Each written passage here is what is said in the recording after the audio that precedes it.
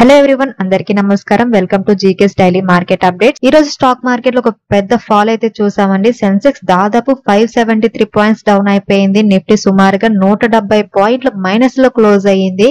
And దీనికి main reasons కనుక చూస్తే మార్నింగ్ లోనే ఒక షాకింగ్ అప్డేట్ వచ్చిందనమాట. Israel attacked Iran nuclear facility అని. దీనివల్ల across the global market panic situation అనేది క్రియేట్ అయ్యింది. ఇది ఒక మిడిల్ ఈస్ట్ ప్రాబ్లమే కాదండి, ఇది ఒక global risk event. And stocks reacted immediately అని చెప్పుకోవచ్చు. వార్ రిస్క్ తో క్రూడ్ ఆయిల్ ప్రైసెస్ అనేవి బ్యారెల్ కి $77 గా ఒక్కసారిగా పెరిగిపోవడం జరిగింది. అండ్ మన కంట్రీ అనేది 80% ఆయిల్ ని ఇంపోర్ట్ చేసుకుంటుంది. సో ఆయిల్ రేట్స్ పెరగడం అంటే inflation risk plus physical burden అనేది ఉంటుంది అనమాట. అందుకే మార్కెట్ టెన్షన్ లోకి వెళ్ళాయని చెప్పుకోవచ్చు. ఆయిల్ ప్రైసెస్ పెరగడంతో పాటు ఇక్కడ రూపీ కూడా ప్రజల్లో పడిందండి. 86.20 పర్ డాలర్ వరకు వీకెన్ అయ్యిందనమాట. ఆర్బీఐ ఇమీడియట్ గా రెస్పాండ్ అయ్యి స్టేట్ బ్యాంక్స్ ద్వారా రూపీ స్టేబిలైజ్ చేయడం స్టార్ట్ చేసింది. అండ్ ఈ రోజు మార్కెట్ లో కొన్ని కీ అప్డేట్స్ కనుక చూస్తే, మిడిల్ ఈస్ట్ లో ఇజ్రాయెల్ అండ్ ఇరాన్ మధ్య సిచ్యువేషన్స్ చాలా సీరియస్ గా మారుతున్నాయండి. ఈ యుద్ధ పరిస్థితి చాలా దేశాలకి టెన్షన్ తీసుకొస్తుంది, కానీ కొన్ని కంపెనీలకి ఇది ఒక ఆపర్చునిటీ కూడా అవుతుంది అనమాట. ఇండియాలోని జీఈ షిప్పింగ్ అనే కంపెనీకి ఈ సిచ్యువేషన్ వల్ల డైరెక్ట్ బెనిఫిట్ ఉండే అవకాశం అయితే ఉందండి. ఇజ్రాయెల్ అండ్ ఇరాన్ టెన్షన్స్ వల్ల మిడిల్ ఈస్ట్ ఏరియాలో షిప్స్ తిరగడానికి భయపడుతున్నాయండి. ఇరాన్ రోజుకి 2 మిలియన్ బ్యారెల్ ఆయిల్ ఎక్స్పోర్ట్ చేస్తుంది, అంటే దాదాపు గ్లోబల్ సప్లై లో 2% చేస్తుంది అనమాట. షిప్స్ మిడిల్ ఈస్ట్ అవాయిడ్ చేస్తే కనుక డెలివరీ టైం పెరుగుతుంది, కాస్ట్ కూడా పెరుగుతుంది. అందుకే ట్యాంకర్ రేట్స్ అంటే షిప్పింగ్ ఛార్జెస్ ఆటోమేటికలీ ఇంక్రీజ్ అవుతాయండి. అండ్ జీఈ షిప్పింగ్ విషయానికి వస్తే గ్రేట్ ఈస్టర్న్ షిప్పింగ్ కంపెనీ అండి.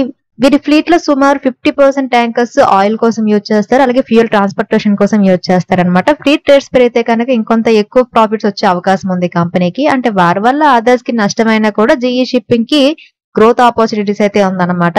కంపెనీ ఫైనాన్షియల్ హైలైట్స్ కనుక చూస్తే, company market cap around 14,000 crores వరకు ఉంది. అందులో 40% క్యాష్ ఈక్వివలెంట్స్ ఉన్నాయి, అంటే కంపెనీ దగ్గర 5,000 crores వరకు క్యాష్ అనేది ఉంది.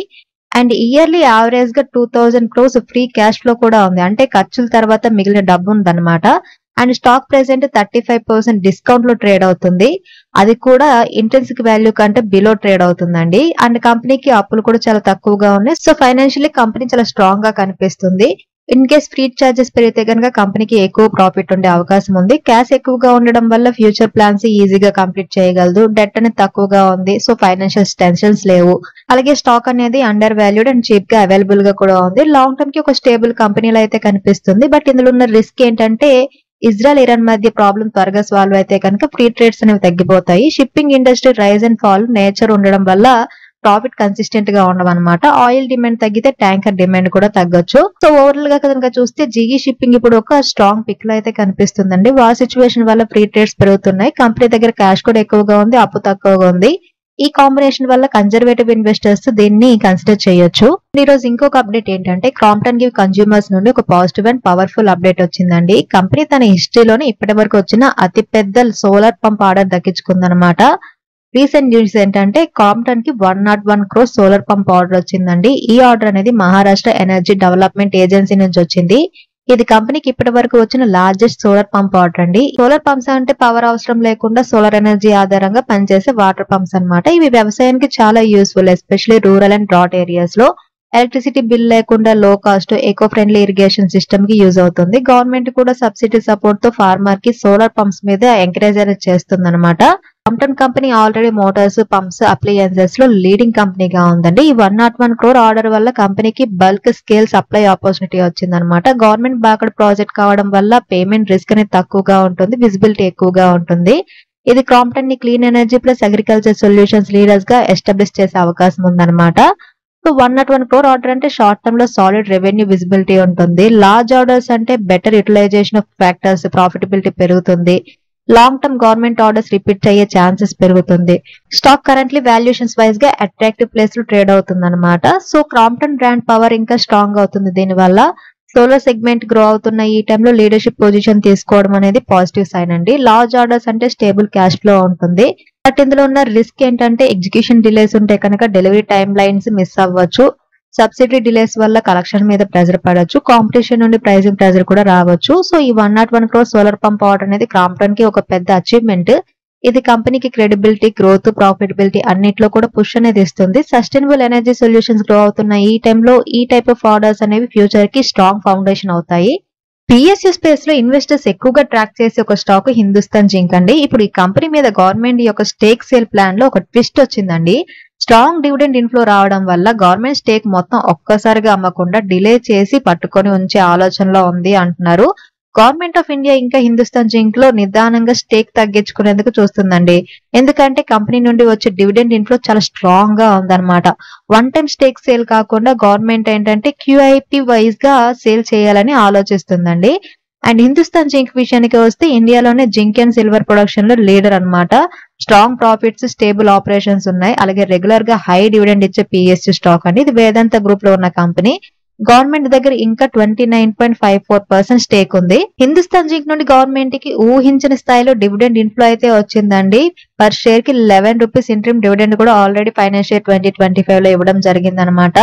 లార్జ్ క్యాష్ రిజర్వ్స్ కంపెనీ దగ్గర ఉన్నాయి. అలాగే డివిడెండ్ ఇన్ఫ్లో స్ట్రాంగ్ గా ఉన్నప్పుడు స్టేక్ తగ్గించాల్సిన ఇమీడియట్ రీజన్ లేకపోతే గవర్నమెంట్ కన్జర్వేటివ్ గా మూవ్ అవుతుందన్నమాట. క్యూఐపి అంటే లార్జ్ ఇన్స్టిట్యూషన్స్ కి షేర్స్ అలాట్మెంట్ అండి. స్టాక్ ఎక్స్చేంజెస్ లో పబ్లిక్ ఆఫర్ అవసరం లేదు. ట్రాన్స్ అంటే ఒక్కసారిగా పూర్తిగా అమ్మకుండా కొంతగా టైం బేస్డ్ గా అమ్మడం అనమాట. ఈ రెండు ఆప్షన్స్ వల్ల గవర్నమెంట్ ఆర్డర్లీగా ఎగ్జిట్ కావాలని చూస్తుంది without effecting stock price much. దీనివల్ల ఇన్వెస్టర్స్ కి ఏంటి బెనిఫిట్ అంటే స్టేక్ సేల్ డిలే అవడం అంటే స్టాక్ ప్రైస్ మీద సెల్లింగ్ ప్రెజర్ అనేది తక్కువగా ఉంటుంది. డివిడెండ్ ఇన్ఫ్లో స్ట్రాంగ్ గా ఉన్నప్పుడు long term holding reward better అన్నమాట. గవర్నమెంట్ ఆర్డర్లీ ఎగ్జిట్ అనేది స్టాక్ కి స్టెబిలిటీని ఇస్తుంది. అలాగే పబ్లిక్ ఫ్లోట్ అనేది స్లోగా గ్రో అవడం అనేది లిక్విడిటీ బెటర్ అవుతుంది అనమాట. బట్ రిస్క్ ఏంటంటే సడన్ గవర్నమెంట్ సెల్లింగ్ అయితే స్టాక్ కి డౌన్ సైడ్ రిస్క్ ఉంటుంది. క్యూఐపి వాల్యుయేషన్స్ డిస్కౌంట్ వలన షార్ట్ టర్మ్ వాలిటిలిటీ కూడా రావచ్చు. వేదాంత గ్రూప్ ప్లాన్స్ కూడా స్టాక్ మూమెంట్ మీద ఎఫెక్ట్ చూపించవచ్చు. హిందుస్థాన్ జింక్ స్టేక్ సేల్ ని డిలే చేయడం అనేది గవర్నమెంట్ దృష్టిలో డివిడెండ్ రిటర్న్స్ బాగున్నప్పుడు సరైన స్టెప్ అని భావించవచ్చండి. ఇన్వెస్టర్స్ కి ఇది షార్ట్ టర్మ్ లో పాజిటివ్ సిగ్నల్. అయితే క్యూఐపి రూట్ ఎంచుకుంటే గనక ఇన్స్టిట్యూషన్స్ ఏ వాల్యుయేషన్స్ లో పార్టిసిపేట్ చేస్తారో చూడాలి. అండ్ ఈ రోజు మార్కెట్ లో ఇంకొక అప్డేట్ ఏంటంటే పవర్ అండ్ ఇన్ఫ్రా సెగ్మెంట్ లో క్వైట్లీ పర్ఫార్మ్ చేస్తున్న కంపెనీ డైమండ్ పవర్ ఇన్ఫ్రాస్ట్రక్చర్ నుంచి ఒక మంచి వార్త అయితే వచ్చిందండి. ఈ కంపెనీ రీసెంట్ గా 116.71 crores వర్త్ అయిన ఆర్డర్ ని దక్కించుకుంది. ఆర్డర్ డీటెయిల్స్ కంపెనీ డిస్క్లోజ్ చేయలేదు. బట్ కన్ఫర్మ్డ్ గా it's for transmission and infrastructure కి సంబంధించింది అనమాట. ఈ ఆర్డర్ తో కలిపి కంపెనీ దగ్గర total pending orders book value వచ్చేసరికి 1554.08 crores కి రీచ్ అయ్యిందండి. మీనింగ్ ఫ్యూచర్ రెవెన్యూ విజిబిలిటీ చాలా క్లియర్ గా ఉందన్నమాట. అండ్ కంపెనీ విషయానికి వస్తే ఈ company power transmission distribution equipment manufacturing చేసే కంపెనీ. కేబుల్స్, ట్రాన్స్ఫార్మర్స్, కండక్టర్స్ వంటి ఐటమ్స్ లో స్ట్రాంగ్ ప్రెసెన్స్ ఉంది. ఎలక్ట్రిసిటీ బోర్డ్స్, ఇన్ఫ్రా ప్రాజెక్ట్స్ అలాగే గవర్నమెంట్ టెండర్స్ నుండి రెగ్యులర్ ఆర్డర్స్ వస్తూ ఉంటాయి అనమాట. పాస్ట్ ఫ్యూ ఇయర్స్ గా రీస్ట్రక్చర్ అయిన తర్వాత కంపెనీ స్లోగా కంబ్యాక్ అయితే చేస్తుంది. సో 116 crore ఆర్డర్ అనేది good scale addition to on going project అని చెప్పుకోవచ్చు అండి. And strong order inflow means consistent demand కూడా ఉంటుంది. ఆర్డర్ బుక్ 1550 crores దాటడం అంటే నెక్స్ట్ 1 to 3 years కి సాలిడ్ రెవెన్యూ పైప్ లైన్ అనేది ఉంది. అండ్ కంపెనీ టర్న్ అరౌండ్ స్టోరీకి ఇది ఒక స్ట్రాంగ్ సపోర్ట్ అని చెప్పుకోవచ్చు. సో దీనివల్ల ఇన్వెస్టర్స్ కి బెనిఫిట్ ఏంటంటే ఆర్డర్ ఇన్ఫ్లో స్ట్రాంగ్ గా ఉండడం వల్ల ఫ్యూచర్ గ్రోత్ కి సిగ్నల్ అని చెప్పుకోవచ్చు. ఆర్డర్ బుక్ విజిబిలిటీ ఉన్న ఇన్కమ్ ఫ్లో ప్రెడిక్టబుల్ అవుతుంది. అండ్ పవర్ సెక్టర్ కి గవర్నమెంట్ పుష్ ఉండడం వల్ల డిమాండ్ అనేది స్టడీగా ఉంటుంది. పెన్నీ స్టాక్ కేటగిరీలో ఉంటూ కూడా బిజినెస్ వైజ్ ఇంప్రూవ్ అవుతుంది స్టాక్ అనేది. బట్ ఇందులో ఉన్న రిస్క్ ఏంటంటే execution delays, raw material cost గనక పెరిగితే మార్జిన్స్ అనేవి ఇంపాక్ట్ అవుతాయి. Working capital burden, large orders అంటే కలెక్షన్ టైమింగ్ క్రూషియల్ గా ఉంటుంది. పిఎస్యు కాంట్రాక్ట్స్ లో పేమెంట్ డిలే కామన్ గా ఉంటుంది. సో డైమండ్ పవర్ ఇన్ఫ్రా గత 2 సంవత్సరాలుగా స్లో అండ్ స్టడీ రీబిల్డ్ అయితే అవుతుందండి. 1500 crores పైగా ఆర్డర్ బుక్ అంటే ఫుల్ క్యాపబిలిటీ యూటిలైజేషన్ జరగాలి. అప్పుడే ప్రాఫిటబిలిటీ అనేది గ్రో అవుతుంది. ఎగ్జిక్యూషన్ బాగుంటే ఇది టర్న్ అరౌండ్ ప్లే అయితే అవ్వచ్చు. అండ్ ఈ రోజు ఇంకొక అప్డేట్ ఏంటంటే ఎస్ బ్యాంక్ నుంచి ఇన్వెస్టర్స్ కి ఒక పాజిటివ్ అప్డేట్ మూడీస్ రేటింగ్ నుంచి వచ్చిందండి. Global credit rating agency Moody's Yes Bank యొక్క రేటింగ్ ని BA3 నుంచి BA2 కి అప్గ్రేడ్ చేసింది. అంతేకాకుండా అవుట్లుక్ ని కూడా నెగిటివ్ నుంచి స్టేబుల్ గా మార్చిందనమాట. ఈ అప్గ్రేడ్ ఎస్ బ్యాంక్ యొక్క financial stability and risk management improve అవుతుందని ఇండికేషన్ చేస్తుందండి. సో క్రెడిట్ రేటింగ్ అప్గ్రేడ్ అంటే బ్యాంక్ అనేది నా లో రిస్క్ అని చెప్పుకోవచ్చు. BA3 నుంచి BA2 కి మారడం అంటే 1 level అబవ్ ప్రీవియస్ రేటింగ్ అనమాట.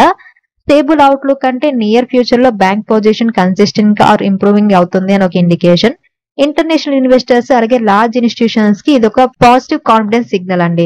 మూడీస్ రేటింగ్ అప్గ్రేడ్ కి మెయిన్ రీజన్స్ కనుక చూస్తే ఎస్ బ్యాంక్ బ్యాలెన్స్ షీట్ అనేది లాస్ట్ 2 to 3 years నుంచి స్ట్రెంథెన్ అయ్యింది. బ్యాడ్ లోన్స్ అంటే నాన్ పర్ఫార్మింగ్ అసెట్స్ తగ్గించడంలో మంచి ఇంప్రూవ్మెంట్ అయితే కనిపించింది. ప్రాఫిటబిలిటీ అనేది ఇంప్రూవ్ అయ్యింది. అలాగే కన్సిస్టెంట్ క్వార్టర్లీ రిజల్ట్స్ కూడా పోస్ట్ చేయడం జరుగుతుంది. రిటైల్ SME లోన్స్ అనేవి గ్రో అవుతున్నాయి అండ్ క్యాపిటల్ బఫర్స్ CAGR కూడా ఇంప్రూవ్ అయ్యింది అనమాట. సో దీనివల్ల మూడీస్ యెస్ బ్యాంక్ రేటింగ్ ని అప్గ్రేడ్ చేయడం జరిగిందండి. సో రేటింగ్ అప్గ్రేడ్ వల్ల ఫారిన్ ఫండింగ్ అలాగే లార్జ్ బోరింగ్ చేయడం అనేది ఈజీ అవుతుంది.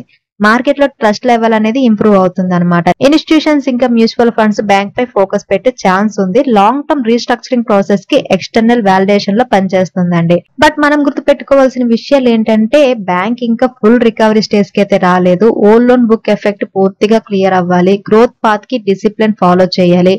అలాగే ప్రైవేట్ బ్యాంక్స్ నుంచి వెరీ హై కాంపిటీషన్ అనేది ఉందన్నమాట. సో ఓవరాల్ గా కనుక చూస్తే యెస్ బ్యాంక్ కి మూడీస్ నుంచి రేటింగ్ అప్గ్రేడ్ రావడం అనేది ఒక సైకలాజికల్ పుష్ లా ఉంటుంది. బ్యాంక్ రీస్ట్రక్చరింగ్ ప్రాసెస్ వర్కింగ్ అనేది ఎక్స్టర్నల్ ఏజెన్సీ కన్ఫర్మ్ చేసినట్టు అనమాట. ఇప్పుడు ఫోకస్ ఎగ్జిక్యూషన్ మీద ఉండాలి. కన్సిస్టెంట్ పర్ఫార్మెన్స్ వస్తే గనక స్టాక్ బౌన్స్ బ్యాక్ వచ్చే ఛాన్సెస్ ఉంది. And Hyderabad based pharma company Natco ఫార్మాకి సంబంధించి ఒక అప్డేట్ ఉందండి. హైదరాబాద్ లోని మేకగూడలో ఉన్న నాట్కో ఫార్మా యొక్క API ప్రొడక్షన్ ఫెసిలిటీ మీద US FDA ఇన్స్పెక్షన్ అనేది కంప్లీట్ అయిందనమాట. ఈ ఇన్స్పెక్షన్ పాజిటివ్ గా క్లోజ్ అయిందండి. ఒకే ఒక అబ్జర్వేషన్స్ తో. Observation was issued under form 483.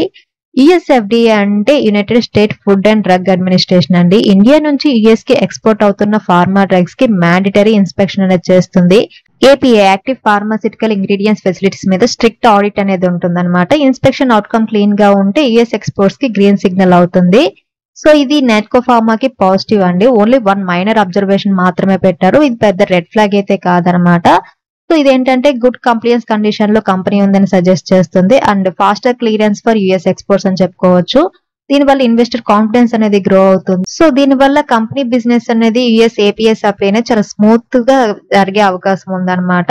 No important alert or warning alert అనేది ఇవ్వలేదు కాబట్టి మీనింగ్ ఆపరేషన్స్ కంటిన్యూ గా అవుతాయి యాజ్ యూజువల్ గా. కంపెనీ రెప్యుటేషన్ అనేది US రెగ్యులేటర్స్ దగ్గర ఇంప్రూవ్ అవుతుంది. ఫ్యూచర్ ప్రొడక్ట్ అప్రూవల్స్ కూడా ఫాస్టర్ ప్రాసెస్ అవ్వచ్చు అనమాట. ఫార్మ్ 483 అంటే ఏంటంటే small deviations that need to be addressed అనమాట. బట్ 1 అబ్జర్వేషన్ అంటే మేజర్ ప్రాబ్లం అయితే లేదు.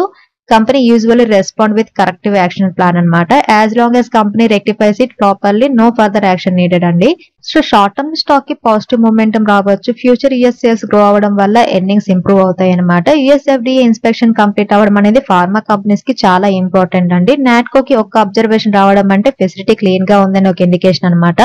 US కి ఎక్స్పోర్ట్స్ అప్రూవల్ కి ఇది డోర్ వే లాగా మారుతుంది. ఈ రోజు నిఫ్టీ 50 క్లోజ్ అయిన లెవెల్స్ ప్రకారం 16th June 2025 కి Nifty support and resistance levels కనుక చూస్తే ఫస్ట్ సపోర్ట్ 24,600 దగ్గర ఉందండి. ఇది ఇమీడియట్ సపోర్ట్ లెవెల్ అన్నమాట. మార్కెట్ రీసెంట్ గా ఇక్కడ బౌన్స్ అయ్యి అటెంప్ట్ చేసింది. So it can act as first line of defence for bulls అని చెప్పుకోవచ్చు. అండ్ సెకండ్ సపోర్ట్ 24,500 దగ్గర ఉంది. ఈ లెవెల్ సైకలాజికల్ గా ఇంపార్టెంట్ అండి. ప్రీవియస్ స్వింగ్ లో కూడా ఇదే. సో ఇక్కడ బయర్స్ ఎంటర్ అవ్వచ్చు. అండ్ థర్డ్ సపోర్ట్ జోన్ వచ్చేసరికి 24,300 to 24,250 దగ్గర ఉంది. ఇది మేజర్ సపోర్ట్ జోన్ అండి. ఇఫ్ గ్లోబల్ న్యూస్ నెగటివ్ గా ఉంటే నిఫ్టీ స్లోగా ఈ లెవెల్ వరకు వచ్చే అవకాశం ఉంది. బట్ బయర్స్ స్ట్రాంగ్ గా యాక్టివ్ గా కూడా ఉంటారు ఈ జోన్ లో. అండ్ రెసిస్టెన్స్ లెవెల్స్ కనుక చూస్తే ఫస్ట్ రెసిస్టెన్స్ 24,850 దగ్గర ఉంది. లాస్ట్ 2 సెషన్స్ లో మార్కెట్ ఇక్కడ స్ట్రగుల్ చేసింది అనమాట. సో నెక్స్ట్ అప్ సైడ్ లో ఇక్కడ సెల్లర్స్ యాక్టివ్ అవుతారండి. అండ్ సెకండ్ రెసిస్టెన్స్ 25,000 దగ్గర ఉంది. Round number resistance plus psychological level అనమాట. ఇది క్రాస్ అయితే షార్ట్ కవరింగ్ ర్యాలీస్ ఎక్స్పెక్ట్ చేయొచ్చు. అండ్ మేజర్ బ్రేక్అవుట్ జోన్ వచ్చేసరికి 25,180 to 25,200 దగ్గర ఉందండి. Strong close above this zone means Nifty can start a new rally direction towards 25,500 అని చెప్పుకోవచ్చు. So geopolitical tensions and oil price pressures market మీద effect అయితే చూపిస్తుంది. కానీ టెక్నికల్ గా చూసినప్పుడు 24,500 అనేది స్ట్రాంగ్ సపోర్ట్ లాగా వర్క్ అవ్వచ్చు. అండ్ అప్సైడ్ 25,000 బ్రేక్ అయితే కనుక బుల్లిష్ మొమెంటం రావచ్చండి. షార్ట్ టర్మ్ ట్రేడర్స్ 24,500 బ్రేక్ అవుతుందా లేకపోతే బౌన్స్ అవుతుందని చూడాలి. పొజిషనల్ ఇన్వెస్టర్స్ స్ట్రాంగ్ స్టాక్ లో కరెక్షన్ లో ఉంటే గనక ఎంట్రీ ప్లాన్ చేయండి. Don't panic. ఈ వీడియో మీకు నచ్చితే లైక్ చేయండి, షేర్ చేయండి అండ్ సబ్స్క్రైబ్ చేయండి. ఈ వీడియో కేవలం ఎడ్యుకేషన్ కోసం మాత్రమే చేసింది. Thank you for watching. Have a good day.